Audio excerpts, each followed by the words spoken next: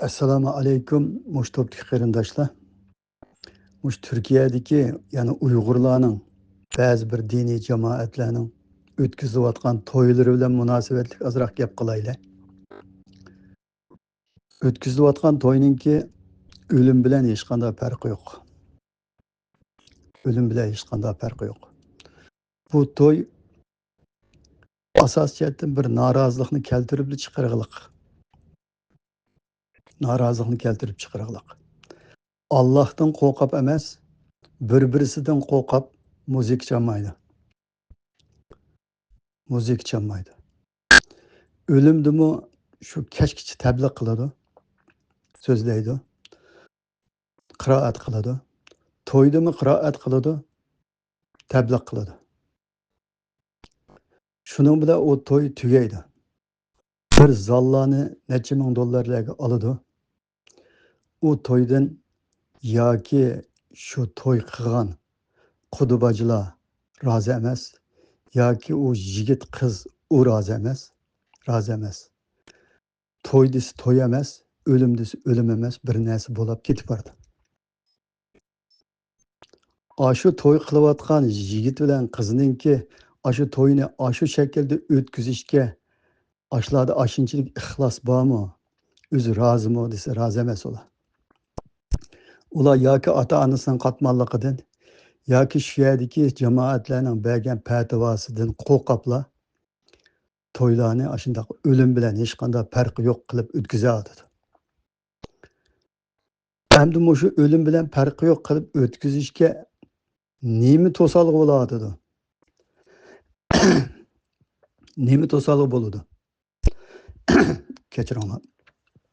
Deb qo'yaylar shu qarindoshlarga. Biror dalili bormi to'salg'i bo'layotganga? Desak, musiqa harom deydi.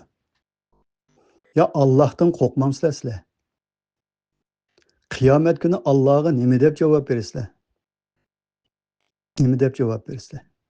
Qiyomat kuni payg'ambar alayhissalom men qachon musiqani harom debdiman, mening bir narsani harom qilish, halol qilish huquqim yo'q.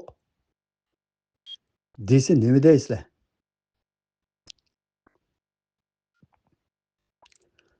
Qur'onda kimga o bir narsani mening nomimdan halol va harom qila oladigan degan oyat bor. Undan boshqa sura Haqqoning 46-oyatida agar u Muhammad alayhissalom biz demaganni bizning nomimizdan deb qoladigan bo'lsa, uning qizil tomirini kesib tashlaymiz. Aranglardan hech kim uni bizning qo'limizdan qutuldirib qololmaydi degan oyat bor. Bir narsani halol qilish, harom qilish faqatla Allohga xos. Faqatla Allohga xos. Payg'ambarning bir narsani halol qilish, harom qilish huquqi yo'q. Yo'q. Musiqa harom degan bir narsani chiqarib bir millatning to'yini asosiyatdan o'limga aylantirib o'taylik. Bir to'ydinmi bir xo'shallik topolmoqlik biz.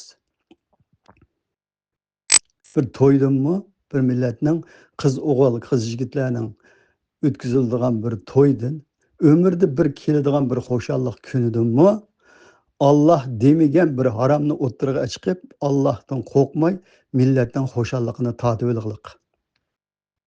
Meni nima desin? Nima desin?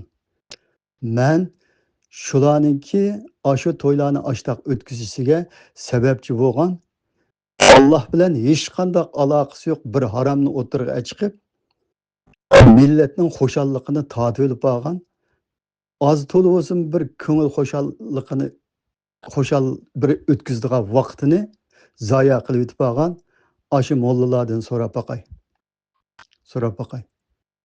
Musiqa qayerda harom debdi? Qur'onning nerede musiqa harom? Nerede musiqa harom? Allah harom qilmaganken sizlarning harom qiladigan nima qilinglar bor? Nima qilinglar bor? Agar bir odam Allah harom qilmagan narsani mana buni payg'ambar hadis bilan harom qilgan desa Allohga sherik keltirgan bo'ladi, ham payg'ambarga tuhmat qilgan bo'ladi. u payg'ambar alayhissalom Allohning kitobida haromni harom, halolni halol deydi. Allohning kitobida deyilmagan halol haromni u payg'ambar demaydi, mumkin emas. Agar deydi degan odam deydi deb e'tiqod qilib qolsa, payg'ambarni Alloh bilan o'xshash barobar o'rin qo'ygan, Allohga sherik keltirgan, namoz o'qisimi, ro'za tutsimi, zakot bersimi, hech narsa e'tiborga ilinmaydigan mushrik holatida dunyodan ketadi. Dunyodan ketadi. Alloh harom qilmagan narsani hech kim harom qilolmaydi. Hech kim harom qilolmaydi.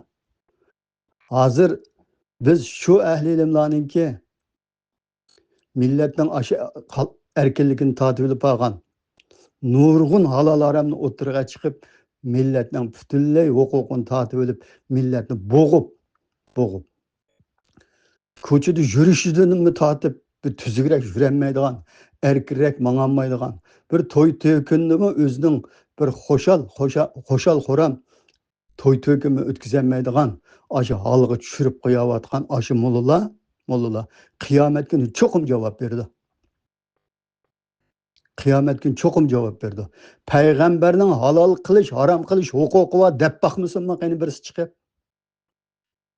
Deb qishab birisini chiqib payg'ambarning halol qilish, harom qilish huquqi bor deb bir tal oyatni dalil qilib qo'yib baqa o'tirga. Qo'yib baqa. Bir nima desa, o'zing ma'nosini tushunmaydigan, bilmaydigan. O nima maqsadda deyilyotdi o oyat? Tushunmaydigan, Alloh va Allohning rasuliga itoat qilinglar degan. Alloh va Allohning rasuli. Alloh bir narsani yetkizdi, rasul elchi shu Allohning yetkizgan narsasini yetkizdi. Shu yetkizgan narsaga hech qachon bir narsani halol va harom deb qaytib qo'yish haqqi yo'q o payg'ambarning.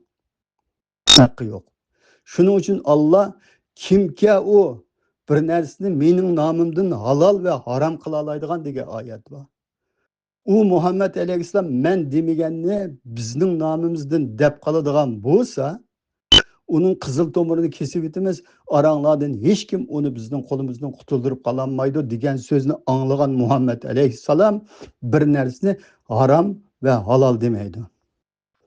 Hattoki ayollarning royiga berib, ayollarning orasini tuzash uchun o'ziga bir asalni harom qilib olgandi. Muhammad alayhissalom ayollaringning royiga berib, ularning ko'nglini deb Alloh sana halol qilgan narsani harom qilibma dedi. Harom qilibma dedi. Demak, Muhammad alayhissalom bir narsani halol va harom qilmaydi. Hem qilolmaydi, hem qiladigan zot emas.